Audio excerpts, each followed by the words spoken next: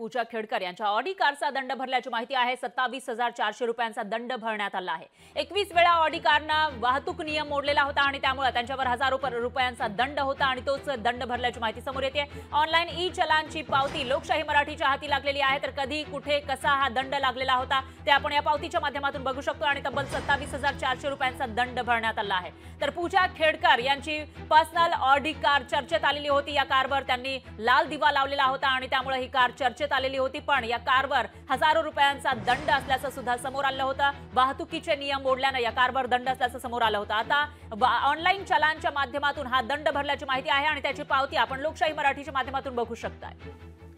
याच विषयी अधिक माहितीसाठी आपले प्रतिनिधी चंद्रशेखर भांगे आपल्या सोबत फोन लाईन वर जोडले गेले आहेत। चंद्रशेखर, काय सांगाल? पूजा खेडकर यांच्या त्या ऑडी कारचा दंड आता भरल्याचं कळतंय, काय अपडेट्स आहे त्याविषयी?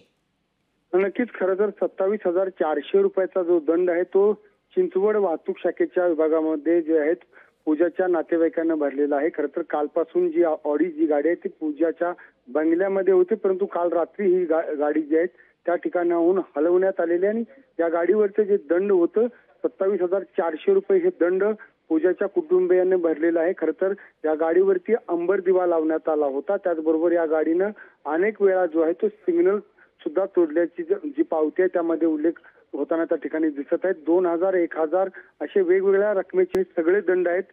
या सगळ्या दंडाची रक्कम पूजाच्या कुटुंबियांनी भरलेली आहे, परंतु अंबर दिवा लावल्याचा त्याच्यावरती जी कारवाई अपेक्षित आहे त्यामध्ये पोलीस काय कारवाई करतात हे सुद्धा आता वेगळ्या पद्धतीने पाहणं महत्त्वाचं असणार आहे। निश्चितच चंद्रशेखर, धन्यवाद तुम्ही दिलेल्या या सविस्तर माहितीसाठी। तर आता दंड भरलेला आहे, मात्र तरी सुद्धा याच्यामध्ये याच गाडीवर लाल दिवा लावलेला होता पूजा खेडकर यांनी। तर ही पर्सनल कार आहे आणि त्यांच्या ज्या कंपनीच्या त्या संचालक होत्या ही नोकरी करण्याआधी IAS होण्याआधी त्या कंपनीची ही कार असल्याची माहिती समोर येते। त्यामुळे या कारवर त्या लाल दिवा कसा काय लावू शकतात असा सवालही उपस्थित होतो। एकीकडे दंड भरलेला आहे, पण लाल दिव्याचं काय, त्या प्रकरणात काय कारवाई होणार ते बघावं लागेल।